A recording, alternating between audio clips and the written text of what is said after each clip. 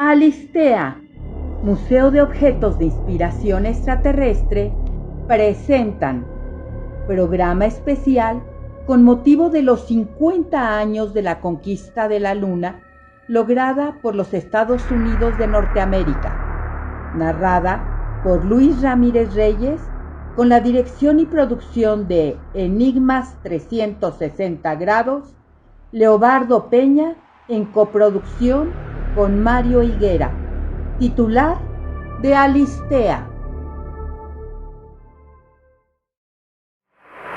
It's one small step for man, one giant leap for mankind. Oh, that looks beautiful from radio. It has a stark beauty all its own. It's like much of the high desert of the United States. It's different, but it's very pretty out here. Hola, ¿qué tal? Soy Luis Ramírez Reyes, invitándote a conmemorar una fecha muy importante, una hazaña que no tiene parangón.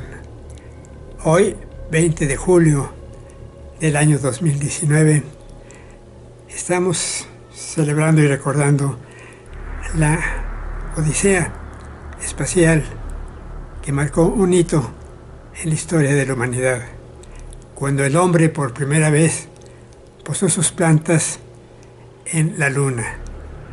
Para eso debo, como antecedente, explicarte que cuando fueron los 30 años de la llegada a la Luna, hice esta revista. Germán Flores, un gran amigo, editor, a través del semanario del Insólito, me pidió que lo hiciera esta revista de la conquista del espacio, justificada en realidad, esta revista que circuló en todas partes de América Latina, tengo entendido que se fue a España también, y algunas partes de Estados Unidos, y Puerto Rico no se diga.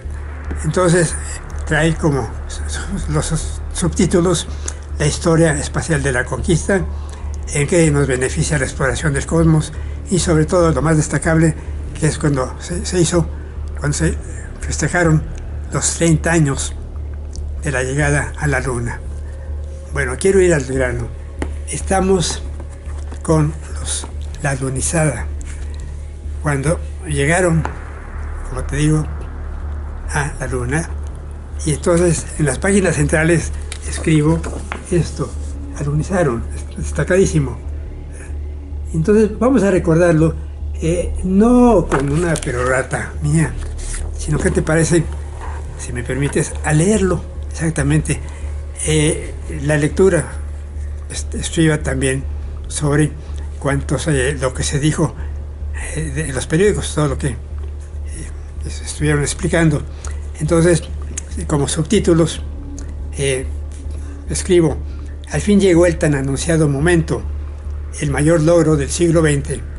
El sueño norteamericano se hizo realidad, como la ciencia ficción materializó lo vislumbrado. Y empiezo haciendo un comentario. En 1969, recuerda, fue cuando se cumplieron los 30 años, ahora 50. A 12 años de haberse iniciado la conquista del espacio sideral en la Tierra, la carrera entre las dos más grandes potencias de su tiempo, Estados Unidos y Rusia, por ganar terreno en el conocimiento del universo, se acentuó a grado tal que quienes marchaban en segundo o último lugar, o sea, los yanquis, heridos en su amor propio, se propusieron y lograron colocar el primer hombre en la Luna. But why, some say, the moon? Why choose this as our goal? And they may well ask, why climb the highest mountain? Why, 35 years ago, fly the Atlantic? Why does Rice play Texas? We choose to go to the moon.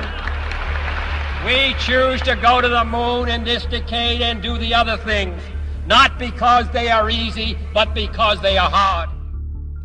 No es por tanto exagerado afirmar que el punto culminante de la conquista espacial fue la conquista de la Luna, por cuanto a alto desarrollo de la tecnología se refiere, y de que el mundo entero se ha visto beneficiado.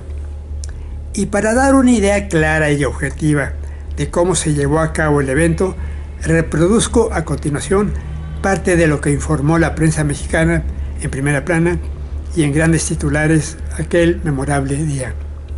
El Universal, domingo 20 de julio de 1969, a las 14:18, hora de México, se posó el Águila en la superficie lunar. Centro Espacial de Houston, 20 de julio. Neil Armstrong y Edwin Aldrin llegaron hoy a la superficie de la Luna, cumpliendo la mayor hazaña técnica de la historia de la humanidad. Su cosmonave Águila se posó en el Mar de la Tranquilidad exactamente a la hora prevista, después de completar todas las maniobras previas con la misma perfección que ha caracterizado a todas las fases del vuelo. Las largas patas del módulo lunar se posaron suavemente en la superficie de la Luna a las 4:18 p.m. Excelsior, lunes 21 de julio de 1969. Alunizaron, bajaron, caminaron, trabajaron, proeza lograda. La primera visita del hombre a la Luna duró 2 horas con 12 minutos. Centro Espacial, junto con Houston, 20 de julio. La Associated Press dice lo siguiente, escribe lo siguiente: 2 astronautas norteamericanos descendieron y caminaron hoy en la Luna y se constituyeron en los primeros seres humanos en otro cuerpo celestial. Y clavaron entonces la bandera de su país y conversaron con su presidente por radioteléfono. Esta conversación habla de lo siguiente: millones de sus congéneres en la Tierra, antes de entrar en materia también con el presidente, y millones de sus congéneres en la Tierra, a 400.000 kilómetros de distancia, observaron por televisión cuando saludaron a su bandera y exploraron la superficie lunar. El primero en descender en la Luna fue Neil Armstrong, de 38 años. Tocó con su pie la superficie polvorienta a las 20:56 de México. A las 23:08 informaron que estaban de regreso en su nave de descenso y que la portezuela estaba asegurada. 20 minutos después, su compañero Edwin Aldrin, de 39 años, bajó a la superficie. Sus palabras fueron: hermoso, hermoso, hermoso, una magnífica desolación. Habían descendido en la Luna casi 6 horas antes, a las 14:18 de México. La voz del presidente Richard Nixon llegó a los astronautas en la Luna. Y hay una nota: tras hablar con él y recibir felicitaciones, Aldrin respondió: gracias, señor presidente. Es un privilegio, sí, es un privilegio representar a los pueblos de todas las naciones pacíficas. Armstrong sumó sus palabras de agradecimiento al presidente. Jocosamente, Nixon comentó, después de su llamada de larga distancia, lo siguiente: espero que no me cobren por esta llamada. Luego añadió, risueñamente: pedí que fuera cobrada en el lugar de destino. Los pasos de Armstrong fueron cautelosos en un principio. Casi arrastró los pies. La superficie es fina y polvorienta, como un polvo de carbón para las plantas de los pies, manifestó. Puedo ver las huellas de mis botas en las finas partículas arenosas. Armstrong leyó la placa a un costado del Águila, del Eagle, el vehículo espacial que los llevó a la superficie selénica. Con una voz firme, dijo: aquí el hombre dio el primer paso en la Luna, julio de 1969. Venimos en paz y por toda la humanidad. Subtítulo: complicada operación de descenso. Hasta aquí lo más relevante de la Odisea en cuanto al arribo lunar. El lanzamiento o partida de la Tierra se explica al principio de esta publicación. Sin embargo, no todo marchó sobre ruedas, como pudiera imaginarse el ciudadano común al enfrentarse a una acción tecnológica de gran envergadura que presupone la existencia de un perfeccionismo. Los 3 lunautas tuvieron que resolver efectivamente contingencias que pudieron costarles hasta la vida, como veremos enseguida. El descenso de la Luna del Águila fue dificultoso, como informó el mismo diario nacional Excelsior, 21 de julio, en una crónica de la epopeya escrita por Fred Burning del Newsday, cuando se cumplieron los 25 años en 1994. Continuó. Tras 2 días de viaje, revela el informativo, a 26.226 kilómetros de la Tierra, la nave espacial maniobró para entrar en la órbita de la Luna, operación que debía realizarse en forma perfecta para que los astronautas no se quedaran varados en el espacio. El Apolo 11 redujo la velocidad a 5.953 kilómetros por hora y entró en la atracción de la Luna. Como un pez interplanetario enganchado en un anzuelo gravitatorio. Poco después de las 9:30 de la mañana de aquel 20 de julio, empezaron los preparativos para el descenso. El módulo lunar era llamado Águila, el de comando Columbia. Ambos estaban acoplados por un ágil mecanismo y unidos por un túnel. Aldrin entró a gatas en el módulo lunar, después Armstrong. Desde la nave de mando, Collins, o sea, la nave que estaba circunvolando la Luna, desprendió los 15 cerrojos que mantenían unida el Águila con el Columbia. Armstrong declaró entonces: el Águila tiene alas. La Luna estaba a 104 kilómetros de distancia. Subtítulo: a punto de estrellarse contra las rocas. Libre del Columbia, el módulo lunar inició su histórico recorrido, y cuando estaba a 10.675 metros de altitud, Aldrin echó un vistazo a la pantalla de la computadora, sorprendiéndose al ver que la alarma estaba encendida. 1202, expresó usando la clave que indicaba sobrecarga de la computadora. Su compañero miró a su copiloto. La situación era grave. Si no podía arreglarse el problema, tendría que cancelarse la misión del Águila. El módulo estaba a 10.065 metros de altitud. La pantalla de datos estaba vacía. Los 2 pilotos aguardaban con impaciencia que desde la Tierra el personal los actualizara. Por fin la radio empezó a transmitir. El centro de control de Houston había decidido que el riesgo era mínimo, que el problema era de la computadora y no del Águila. Pero Aldrin no estaba tan seguro. En el panel de control se prendió otra alarma. Pese a ser piloto de pruebas entrenado para controlar el miedo, Edwin se sintió al borde del pánico. Pero Houston se oía confiado. «Ahí vamos», avisó el personal de tierra. «Aguante, ahí vamos».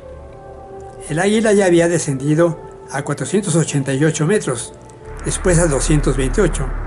Armstrong revisó el terreno lunar y no le gustó el escenario. El dispositivo automático de navegación estaba llevando el navío hacia un lugar lleno de rocas y grava. Con sus patas largas, el Águila necesitaba una zona lisa para alunizar. Neil activó el control manual y empezó a buscar una alternativa.